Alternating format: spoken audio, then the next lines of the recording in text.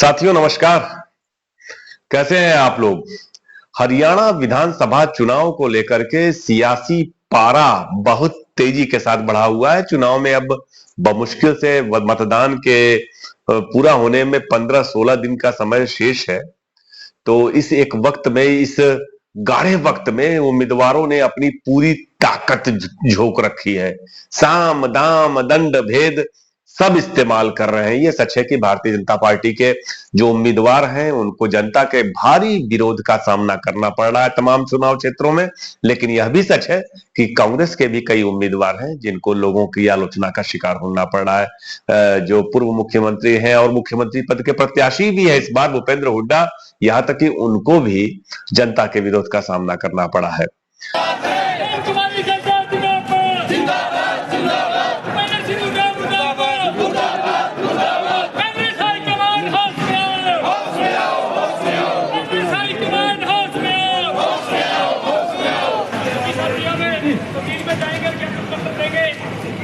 आप सबको बता दें कि मैं पिछले कई महीनों से मैं हरियाणा में हूं और हरियाणा में तमाम तबके के लोगों से मिल रहा हूं, जिसमें कि भाजपा के लोग भी हैं, कांग्रेस के लोग भी हैं, हर जनता के अलग अलग वर्गों से मुलाकात कर रहा हूं, पत्रकारों से मुलाकात कर रहा हूं, चुनावी विश्लेषकों से बात कर रहा हूं।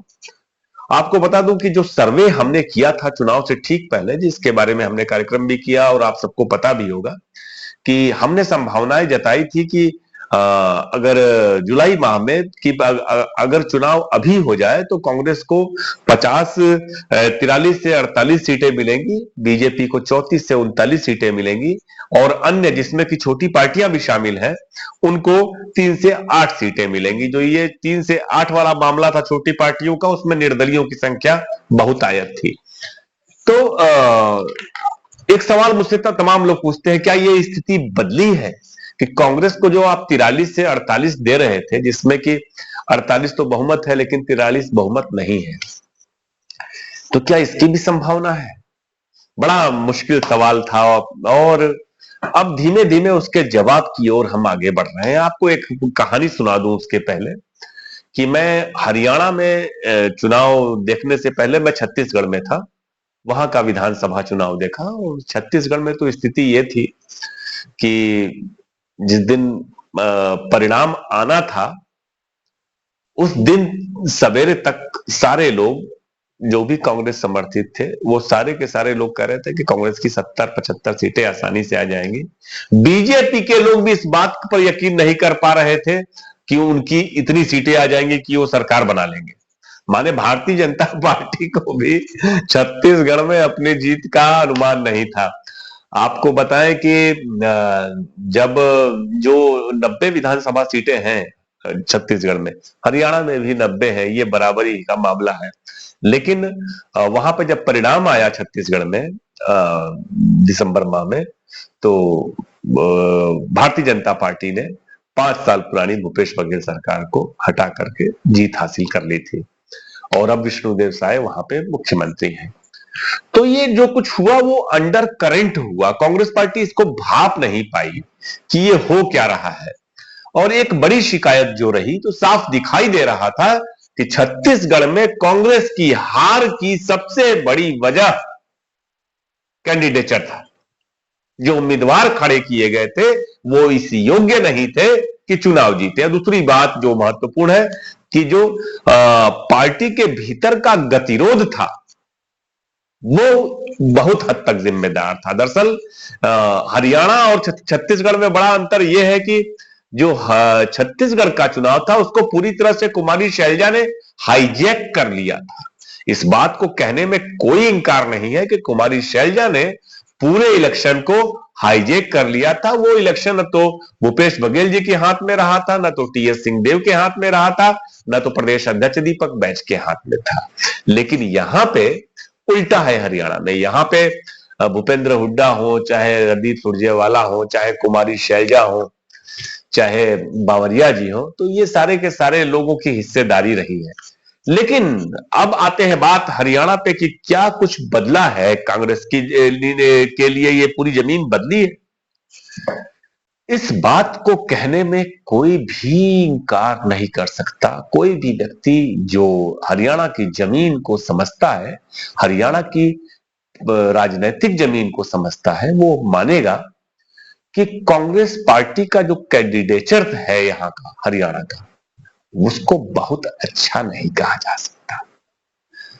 तमाम सीटों पर जिन पर जीत हासिल की जा सकती थी, कमजोर प्रत्याशी खड़ा करके, या फिर ऐसे सीटों पर जिन पर जीत हासिल की जा सकती थी, उन पर कमजोर प्रत्याशी को रिपीट करके कांग्रेस पार्टी ने अपने पैर में कुल्हाड़ी मारी है। एक दूसरा जो मामला है कि जो पार्टी के भीतर का गतिरोध है, जिस तरह से आखिरी यानी कि चौथी सूची जारी होने के बाद से कुमारी शैलजा खामोश है,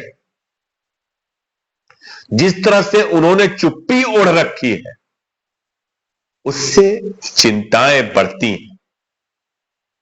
उससे साफ दिखाई देने लगा है कि कांग्रेस पार्टी भीतर ही भीतर अंडर करंट अपने आप को कमजोर कर रही है।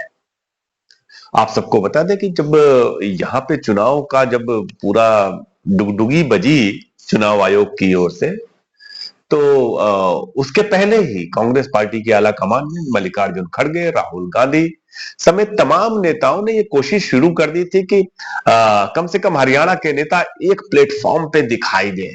तो जो बैठकें की गई, बैठक की तस्वीर भी आई, तो दिखाई दिया कि रणदीप सुरजेवाला, भूपेंद्र हुड्डा और शैलजा जी एक साथ बैठे हुए हैं, और माने कहीं से कोई गतिरोध नहीं दिखाई दे रहा था। लेकिन जब टिकट का वितरण शुरू हुआ, तो एक बात सच है कि टिकट के वितरण में भूपेंद्र हुड्डा जी की ज्यादा सुनी गई। 70-72 सीटें, 89 सीटें कुल कांग्रेस पार्टी के कैंडिडेट खड़े हैं, एक पर वामपंथी उम्मीदवार खड़ा है।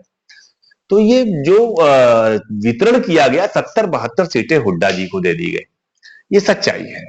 कुमारी शैलजा 30 से 35 सीटों पर अपने उम्मीदवार चाहती थी, लेकिन अंततः उनको 4 सीटें मिली। तो निश्चित तौर पे नाराजगी स्वाभाविक है। लेकिन क्या भूपेंद्र हुड्डा जी ने जो सीटों का वितरण किया, या फिर शैलजा जी ने जो 4 सीटें भी बांटी, क्या वह जिताऊ है? अब जैसे कि एक सीट है अंबाला कैंट की, जहां पर चित्रा सरावरा को का जीतना लगभग तय था, एकदम 100% जीतती वो, लेकिन कुमारी शैलजा ने उनका टिकट काट करके उनको परी को दिलवा दिया। अब क्या है, चित्रा सरावरा निर्दलीय खड़ी हो गई। तमाम सीटों पर ऐसे हुआ है, तमाम सीटों पर ऐसी तरह से करके बड़ा नुकसान किया है इन लोगों ने अपना। जैसे कि तिगांव की सीट है, अब यहां से ललित नागर का जीतना लगभग ठीक ठाक, जीत जाते, निश्चित तौर पे जीत जाते। ललित नागर वाड्रा जी के नजदीक भी है, रॉबर्ट वाड्रा के। अब अंत में क्या किया कि ललित नागर का टिकट काट करके रोहित नागर को दे दिया। अब आज हो क्या रहा है कि पूरे तिगांव में प्रदर्शन हो रहा है रोहित नागर के खिलाफ। उनके जो मामा जी हैं वही खड़े हो गए हैं, उनके खिलाफ प्रचार कर रहे हैं, लाउड स्पीकर लेकर के, मोटरसाइकिल पर नंगा घूम करके। कई सीटों पे ऐसा हुआ, बहुत सारी कहानी है। वल्लभगढ़ में हुआ, तिगांव में हुआ, पानीपत ग्रामीण में हुआ, पानीपत शहर में हुआ। तो मैं कम से कम 12-13 सीटें ऐसी जानता हूं जहां पर कि जीते हुए प्रत्याशी को भुला करके, उसको अलग थलग करके नए प्रत्याशियों को टिकट दे दी गई, या ऐसे टिकट दे दी गई जिस पर मतलब मैं कहना नहीं चाहता, लेकिन कई टिकटें ऐसी हैं कि जो आशा से परे हैं। माने कांग्रेस प्रत्याशी चौथे नंबर पे आ जाएगा जानबूझ करके। अब जैसे कालका की सीट है, प्रदीप चौधरी को देने की क्या जरूरत थी? प्रदीप चौधरी को का हारना तय है, ये सर्वे में बार बार आ रहा था। यही हाल पंचकुला का है। पंचकुला में क्यों कर चंद्रमोहन जी को आपने दिया भाई? जीत जाएंगे आपको लग रहा है? मुझे तो नहीं लगता। यही हाल यमुनानगर का है। रमन त्यागी, पता नहीं कहां से रमन त्यागी आ गया। शैलजा जी को कई बातों का दुख हुआ। उनको हुआ कि उनके अपने सहयोगी अजय चौधरी को टिकट नहीं मिली, और तमाम बातें थी उनको, जो उनके खिलाफ जिस तरह के अपशब्द इस्तेमाल किए गए, नहीं किए जाने चाहिए। 17 सीटें दलितों की हैं, यहाँ पे आरक्षित सीटें हैं, और करीब 3-4 सीटों पर शैलजा जी का प्रभाव भी है, तो 20-21 सीटें हो जाती हैं। अब तो हुड्डा जी ने कह भी दिया कि कांग्रेस की नेता है, उनका अपमान नहीं किया जा सकता, लेकिन नाराज है शैलजा, बहुत नाराज है। और मुझे लगता है कि इस वक्त, जबकि जो चुनाव है किसी त्योहार से कम नहीं होता, किसी उत्सव से, किसी विवाह से कम नहीं होता। जब हम लोगों के यहाँ उत्तर भारत में कहावत है कि जब दरवाजे पर बारात टिकी हो, उस वक्त कम से कम जो जिस वक्त दरवाजे पर बारात टिकी हो, उस वक्त वधू पक्ष को या वर पक्ष को बहुत ही कुशल मंगल के साथ अपना सारा कार्यक्रम संपादित करना चाहिए, कि ऐसा ना हो कि कोई अनहोनी हो जाए। लेकिन ये जो रार है, ये रार बढ़ती जा रही है। और दिक्कत इस बात की है कि अभी तो मुख्यमंत्री पद को लेकर के कोई बात नहीं हुई, अभी तो चुनाव जीतना शेष है। उसके बाद कोई बात होगी तो फिर खाली टिकट वितरण के फैसले के बाद, जबकि कांग्रेस आला कमान ने, राहुल गांधी ने बैठक में कहा है कि आप सब लोग सबका प्रचार करेंगे। आप सब लोग मतलब रणदीप सुरजेवाला को, भूपेंद्र हुड्डा को, कुमारी शैलजा को, सबको कहा गया है कि आप लोग एक लाइन में रख करके सब लोग साथ साथ एक दूसरे की सीटों पे जाकर के प्रचार करेंगे। किरण चौधरी चली गई है, वीरेंद्र चौधरी शैलजा जी के साथ चले आए हैं। तो अब क्या हो रहा है कि वीरेंद्र चौधरी, कुमारी शैलजा, रणदीप हुड्डा एक तरफ और भूपेंद्र हुड्डा, दीपेंद्र हुड्डा एक तरफ। मुझे बड़ा दुखद लगता है ये कि एक आप इस बात को तो समझिए, हरियाणा से भारतीय जनता पार्टी को जो पराजित करने की बात है, वो कांग्रेस पार्टी हो चाहे कोई दूसरी पार्टी क्यों ना हो, लेकिन सब चाहते हैं कि भारतीय जनता पार्टी सत्ता से बाहर जाए। जिस तरह मनमाने ढंग से नीतीश और नायडू का लेकर के नरेंद्र मोदी देश की सत्ता पे काबिज है, सब चाहते हैं कि हरियाणा का चुनाव आए, जो परिणाम आए उससे नरेंद्र मोदी की स्थिति कमजोर पड़े। लेकिन जिस तरह की जंग छिड़ी है कांग्रेस पार्टी के भीतर, उससे बार बार शक होता है कि क्या वह बहुमत के आंकड़े यानी 45 सीटों के आंकड़े को प्राप्त के आगे जा सकेंगे। मुझे यह कहने में कोई भी, बिल्कुल भी संदेह नहीं है कि जो 43 से 48 तक का मामला था, जिसकी घोषणा हमने चुनाव से 2 महीने पहले की थी, अब भी हम वही कर रहे हैं।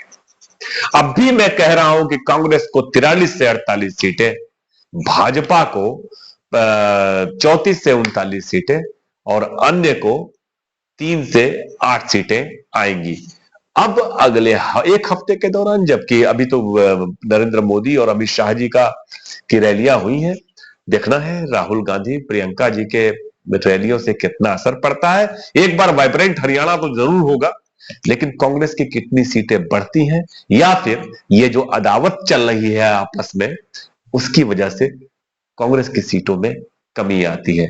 अभी निसंदेह यह बात कहने में कोई दो राय नहीं है कि हरियाणा में कांग्रेस लगातार इस भीतरी जो लड़ाई चल रही है पार्टी के भीतर, और ये जो बागियों की बड़ी संख्या मैदान में उतर पड़ी है, उसकी वजह से अपनी लड़ाई में थोड़ी कमजोर साबित होती दिख रही है। नमस्कार।